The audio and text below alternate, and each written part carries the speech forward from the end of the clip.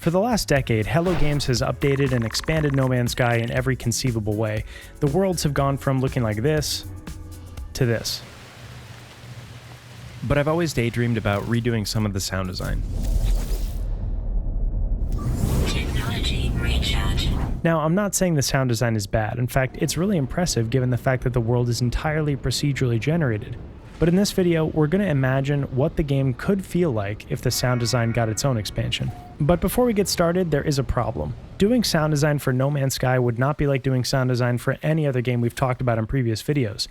In most games, an artist will create a 3D environment like this, and then as the sound designer, we hop in and place sounds to fill the space. But you could never do that in No Man's Sky because there are this many planets, and as we said, they're all generated procedurally. So instead, as a sound designer, you have to weave the sound design into the procedural generation without hand placing it directly. You wouldn't really be making the sounds so much as you're making the system that makes the sounds.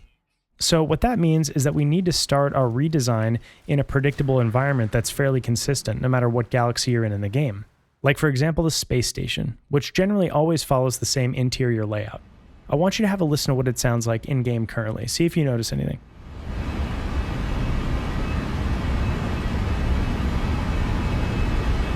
The first thing I notice is that we can see a lot going on, but we just can't hear it.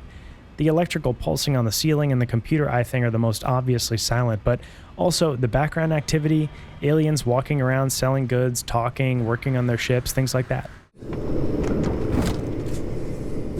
When you're in an abandoned space station in Alien Isolation, for example, you can hear the rattling air vents and the distant reactors.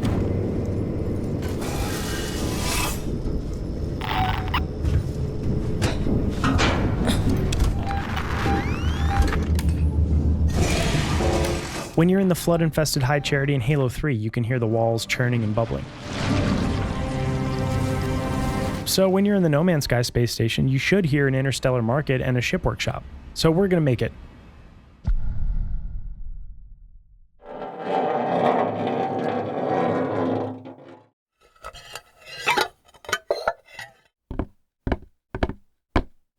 Literally just record whatever you have lying around. I'm also going to search my library for similar stuff like weapon reloads, whooshes, and machinery. Then we're going to take all those random sounds that we just collected and scatter them around on audio tracks with a little bit of compression to glue them together. Now, once we have that track, we can take all those sounds and put them through a huge reverb to make them sound as far away as possible.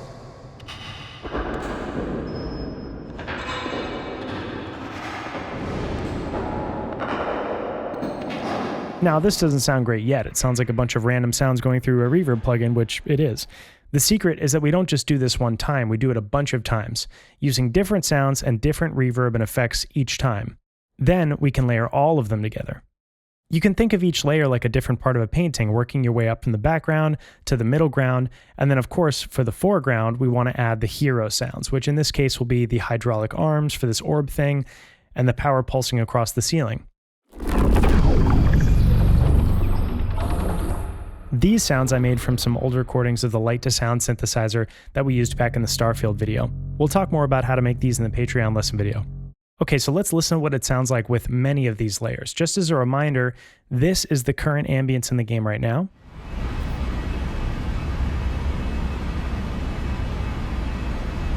And here's the new ambience that we just made.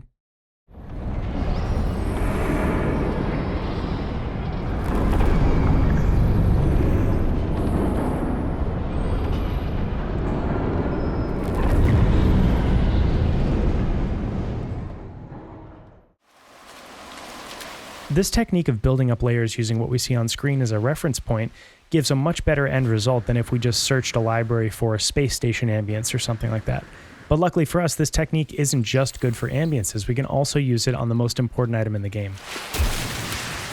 The multi-tool is by far the thing that you hear the most in No Man's Sky, so it has to sound great.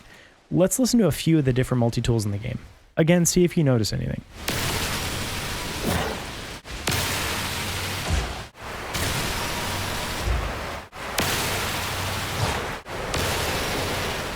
The first thing to notice is that all of them sound exactly the same, which kind of confuses me as a player. It doesn't look like this multi-tool and this multi-tool work the same way, so I wouldn't expect them to have the same mining sound. Let's do a new design for this multi-tool and start with the mechanical elements that we see on screen that make it unique. Like for example, the spinning servo component on this one kind of looks the same size roughly as the wooden thing I keep salt in on my kitchen counter. Now we can beef up that layer with a recording of my power drill as well. I'm going to disguise it with a little bit of volume tremolo. And I can't exactly explain why, but I think a car window sound would glue these two nicely together. Great, those can be our mechanical layers, but we just need a synthy layer now to act as the actual laser beam. I made this warbly one with some synthesizers and effects that we'll go over in depth on the lesson video, but almost anything you like could work here, as long as it sounds lasery. Before we listen to the full redesign, I want to remind you again what the in-game version sounds like today.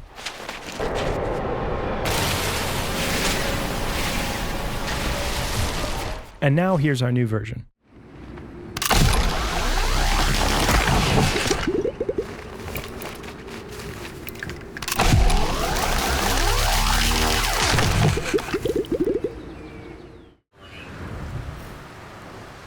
Alright, we waited to the end. If you play No Man's Sky, you already knew this was coming. Technology recharge. A lot has been said online about the technology recharge sound. An option even exists now in the audio settings to specifically turn off this one sound completely. Now again, I don't want to be too critical, it's not a bad sound, but I do think that anyone would admit it's quite a sharp, shrill thing to hear every minute or so as you play the game and recharge dozens of technology modules in your suit. Technology recharge. Especially early on when you need to recharge everything so often. But aside from the quality, I'm also not sure that the sound makes sense from a story perspective. In the far future, if a spacesuit was something you could just buy from an intergalactic mall and use to explore new planets, wouldn't the fake voice software be super clean and understandable? We already have that in present day, so I don't know why it would be worse quality in the future than it is now. Frankly, I don't even think they'd use a voice. It would be something more designed, like a synthesizer sound that communicates recharging. Something more like this, maybe.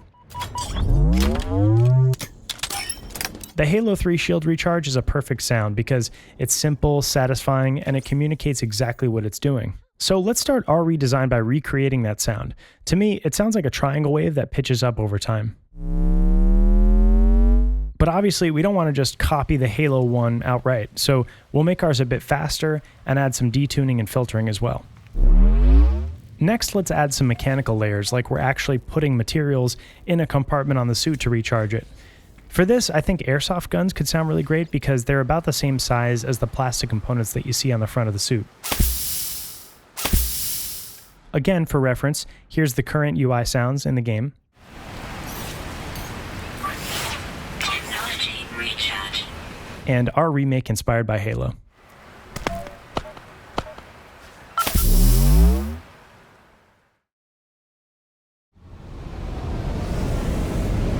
Now, I'm not saying that the designs we put together in this video are perfect and should be put in the game tomorrow, but I do think an audio overhaul expansion would make No Man's Sky a completely different game. Much more so than another expansion to add a new type of vehicle or a biome or something. I always try to remind people that I'm working with that you only ever experience a game with two senses, your eyes and your ears, so audio is at least 50% of the experience. That's something that a lot of people that watch this channel probably understand, but the problem is that it's usually not treated that way in terms of budget and resources. If you want to give your player that feeling, like they're actually on a different planet mining for cobalt with their friends, you can do it with almost any art style. It doesn't have to be realistic graphics necessarily, whatever that means, but the sounds better be right too. Otherwise, your player just is not going to be immersed. Thank you so much for watching. I'll see you next time.